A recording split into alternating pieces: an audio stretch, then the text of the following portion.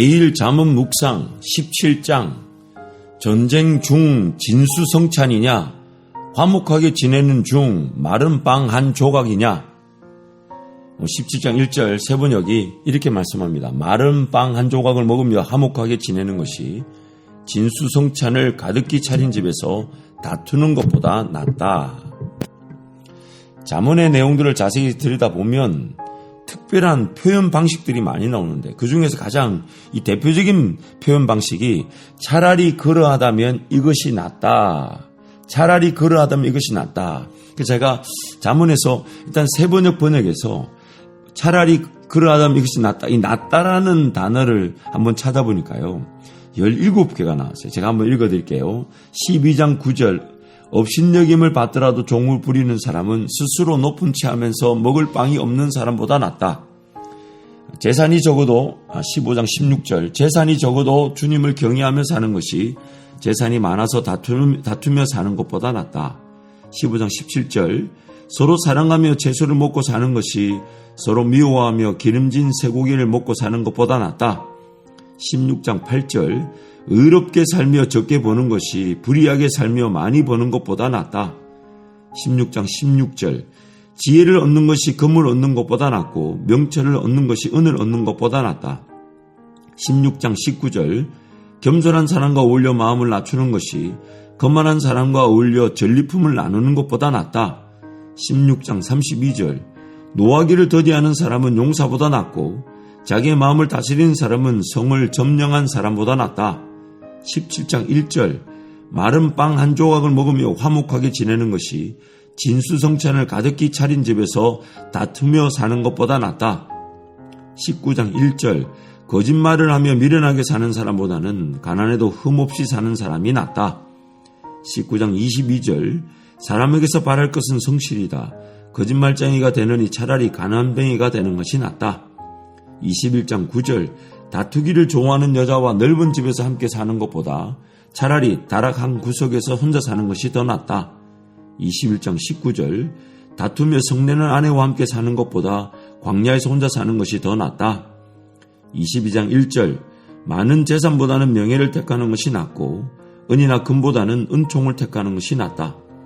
25장 24절 다투기를 좋아하는 여자와 넓은 집에서 함께 사는 것보다 차라리 다락 한 구석에서 혼자 사는 것이 더 낫다.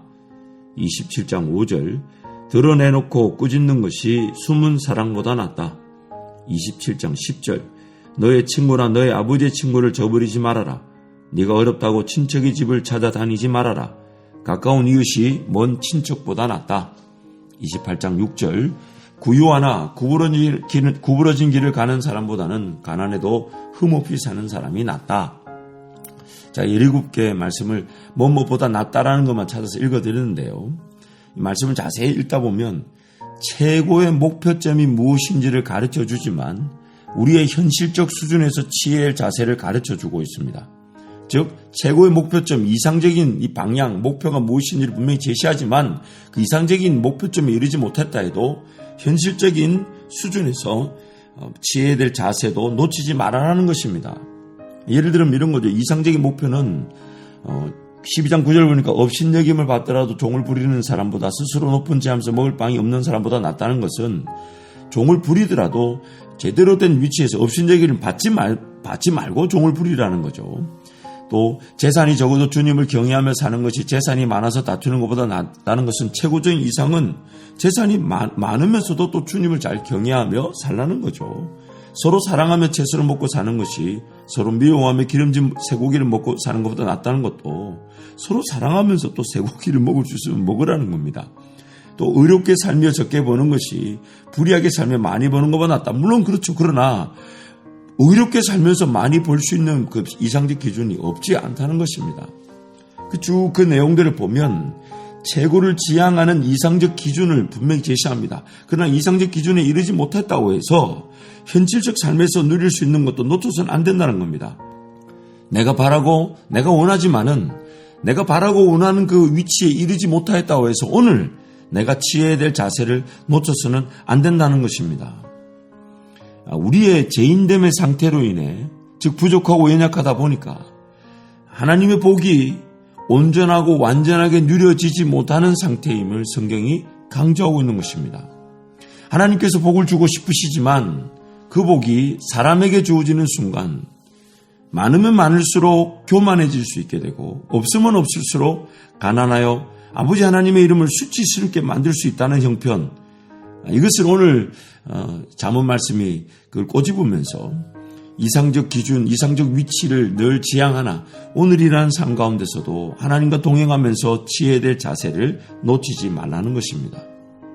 더 나은 것이 있지만 그것이 안 된다면 차라리 이러한 편이 더 낫다는 표현은 요한계시록 3장에 보면 그 라오디게아 교회 주신 말씀과 거의 흡사합니다.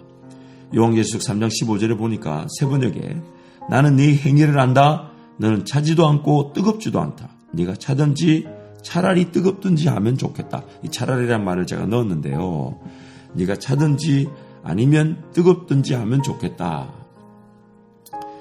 뜨겁지가 않으면 차라리 차가운 게 낫다는 겁니다.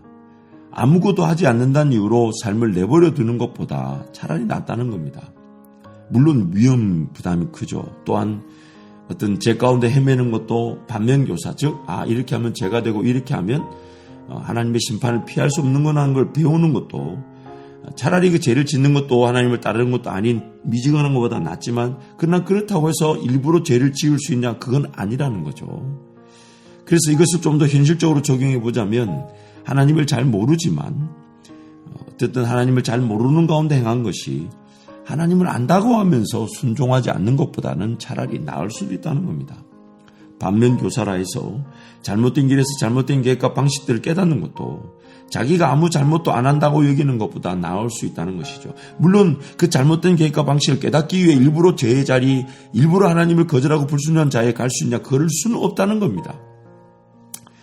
다시 한번 강조하면요, 잠언의 청중은 세 부류입니다. 지혜로운 사람, 어리숙하여 단순한 사람, 거만한 사람이죠. 거만한 사람에게는 이 들을 만한 마음, 들을 만한 기가 없어서 하나님의 지혜는 그들에게 그들의 거만이 무엇인지, 그래서 수치와 심판을 피할 수 없다는 기준으로 제시가 됩니다. 지혜로운 사람은 하나님의 지혜로 살아가는 삶의 전형적 이상적 예로 우리에게 제시되죠.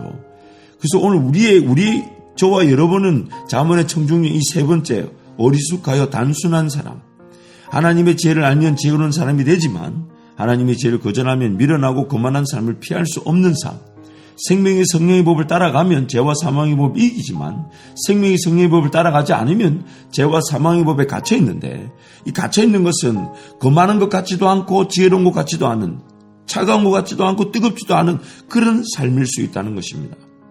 그래서 완벽을 추구한다는 이유로 현실적 수준에서 행함과 누림을 업신여겨서는 안 됩니다.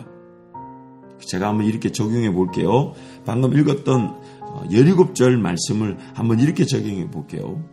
재산이 적고 부족해도 하나님을 경외하는 삶, 고기는 못 먹는다 해도 서로 사랑하는 삶, 많이 벌지 못한다 해도 의롭게 사는 삶, 금과 은은 없다 해도 지혜와 명철을 추구하는 삶, 물질을 놓친다 해도 겸손한 사람과 어울리는 삶, 힘과 능력은 없어도 용서하며 자기 마음을 다스릴 줄 아는 삶, 진수성찬은 아니어도 마른 빵 한 조각을 먹으며 화목하게 지내는 삶, 지킬 재산이 없어도 흠없이 사는 삶, 자기 자신을 거짓으로 포장하는 것보다 가난뱅이로 사는 삶, 넓은 집은 아니지만 사랑하는 아내와 사랑하며 사는 삶, 광야에서 사는 것보다 아내와 다투지 않고 사는 삶, 많은 재산이 없어도 명예와 은총을 택하는 삶,